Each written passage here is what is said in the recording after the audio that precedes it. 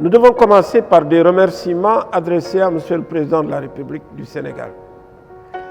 Parce que depuis 1975, nous nous battons pour lutter contre le tabagisme qui est l'un des plus gros fléaux du XXIe siècle pour la santé de la jeunesse, le développement et bien entendu les maladies non transmissibles.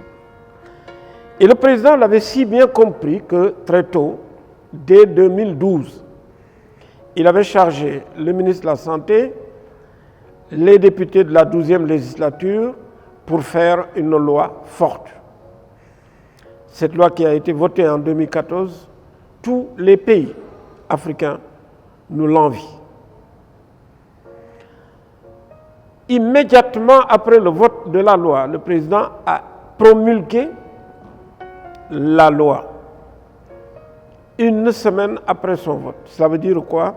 Ça veut dire qu'il y avait une volonté politique clairement exprimée pour cette loi.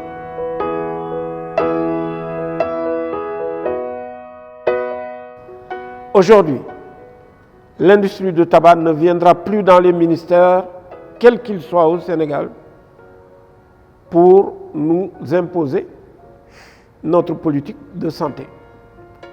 Donc, en application de l'article 5.3 de la Convention cadre, le Sénégal s'est refusé à laisser l'industrie du tabac s'immiscer dans la définition de nos politiques de santé. C'est clair. La deuxième source de satisfaction doit nous venir de la taxation. Vous savez que tant que la cigarette coûtera pas cher, les jeunes pourront l'acheter. Les pauvres également. Et donc, le tabagisme va augmenter dans ces deux points clés de notre société. Aujourd'hui, le Sénégal a dépassé le plafond de taxation de l'UEMOA. Le Sénégal va vers le plafond de taxation de la CEDEAO. Vous ne verrez plus, troisième point, aujourd'hui, dans un seul coin de Dakar, de la publicité, des panneaux publicitaires contre le tabagisme. C'est extraordinaire. Vous ne verrez plus de promotion du tabac. Vous ne verrez plus de parrainage des sociétés de tabac. C'est incroyable parce que ceci est important, car 92% des fumeurs ont commencé à l'âge du secondaire. Et l'industrie du tabac les avait ciblés par une politique de publicité, de promotion et de parrainage. Les fumeurs sont sous-informés par l'industrie du tabac, qui leur faisait croire que seul l'abus était dangereux. On a réussi en mettant sur 70% des deux faces principales de tous les emballages du tabac des avertissements sanitaires par des photos, des images en couleur indélébiles que nous changeons régulièrement.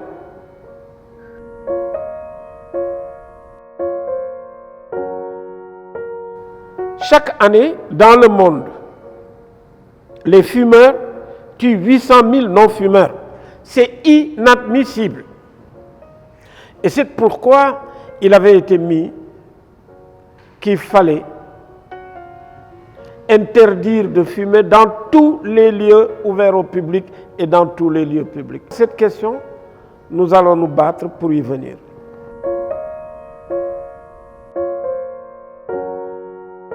Nous sommes en train, avec le gouvernement du Sénégal, de nous battre pour que le tabac ne se vende plus n'importe où, par n'importe qui et à n'importe qui. Donc, il faudra qu'il y ait des débits spécialisés dans la vente du tabac et des produits du tabac. C'est extraordinaire.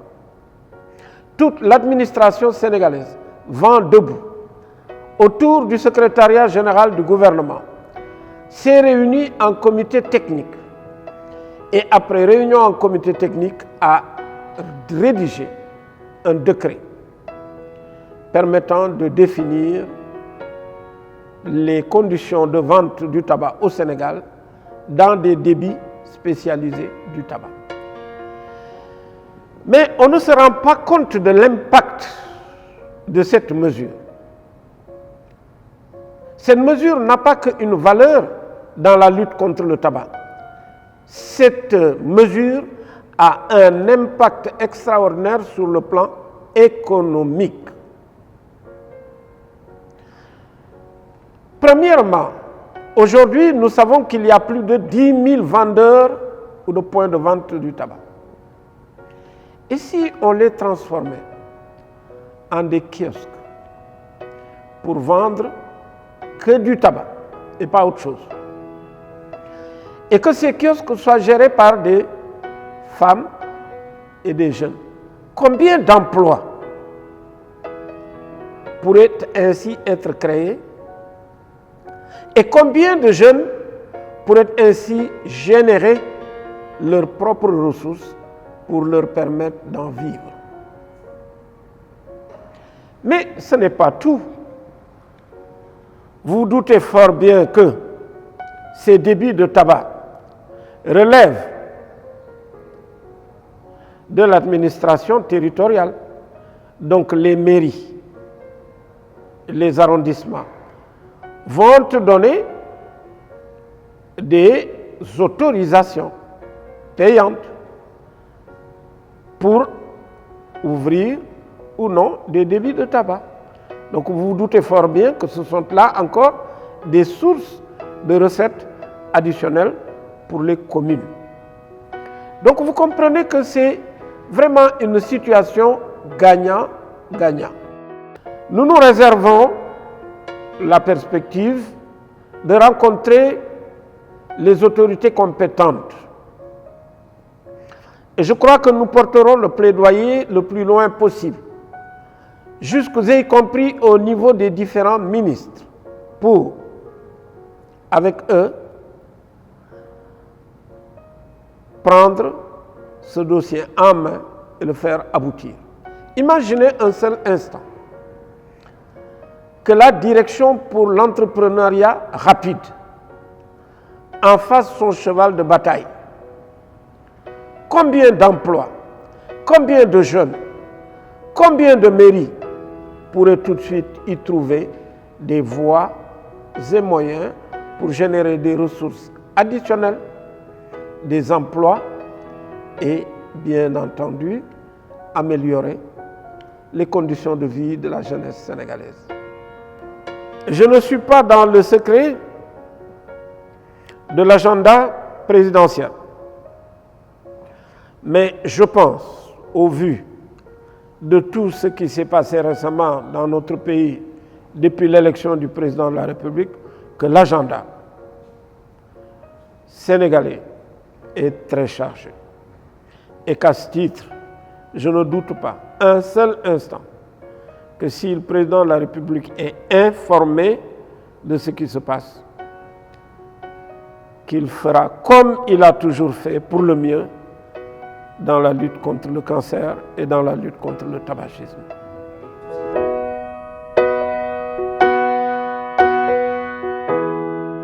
L'industrie du tabac trouvera toujours des moyens d'évitement.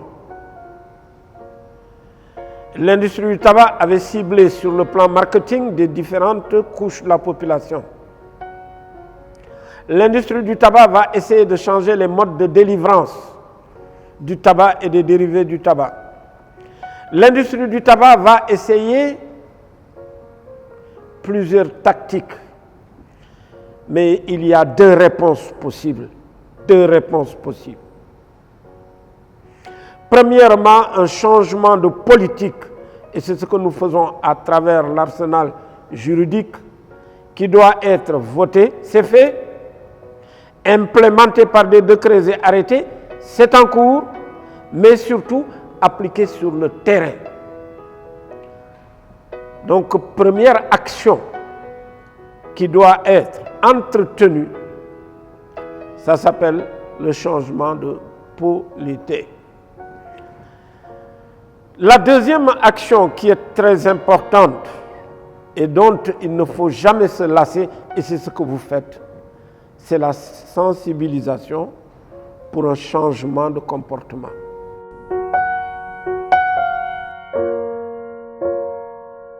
« 92% de ceux qui ont fumé ont commencé à l'âge du secondaire. Et si nous rêvions un seul instant de sanctuariser l'école sénégalaise,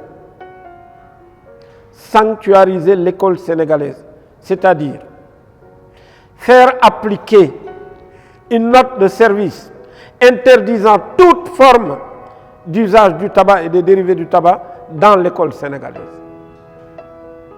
Est-ce que vous saviez que les dispositions réglementaires du Sénégal interdisent à quiconque de vendre de la cigarette à 200 mètres autour des établissements scolaires?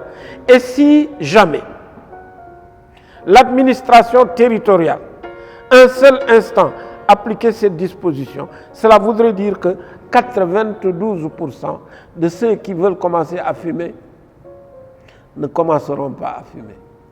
Et ce n'est guère qu'une seule mesure: sensibiliser les jeunes Sénégalais, pour que les jeunes Sénégalais aient une capacité de révolte, pour dire « ça ne passera pas par moi ». L'industrie du tabac n'y pourra rien.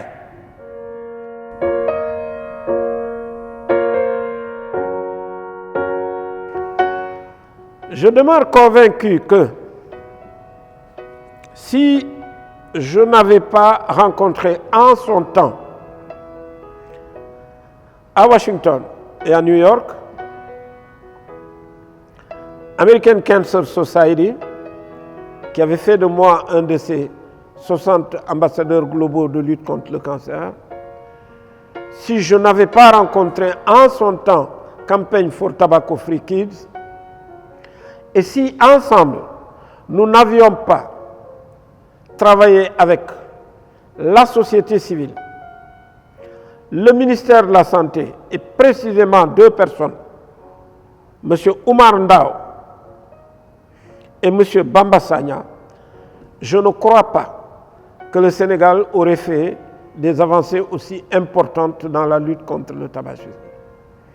Je demeure convaincu, encore une fois, que si nous avons réussi à faire sur le plan de la rédaction les textes réglementaires qui ont abouti au projet de loi du Sénégal, je ne crois pas que la lutte contre le tabac aurait atteint le niveau actuel. Je ne crois pas que si nous n'avions pas le soutien constant de Campaign for Tobacco Free Kids, nous aurions pu contaminer différents pays d'Afrique. Et regardez ce qui se passe. Beaucoup de pays d'Afrique sont en train actuellement d'imiter le Sénégal. Et même parfois de faire tout aussi bien, voire mieux. Regardez ce qui s'est passé en Côte d'Ivoire récemment. Et donc je crois qu'il nous faut continuer avec tous ces partenaires étrangers pour, encore une fois, ne pas baisser les bras et ne pas faire croire que l'industrie du tabac est en train d'avancer. Ce n'est pas vrai. C'est la société civile qui est en train d'avancer. Et vous savez, à chaque fois que l'industrie du tabac s'excite, c'est parce qu'elle est en train de perdre du terrain. Et il y a de quoi donc se réjouir de cette union sacrée entre la société civile, les gouvernants et la population.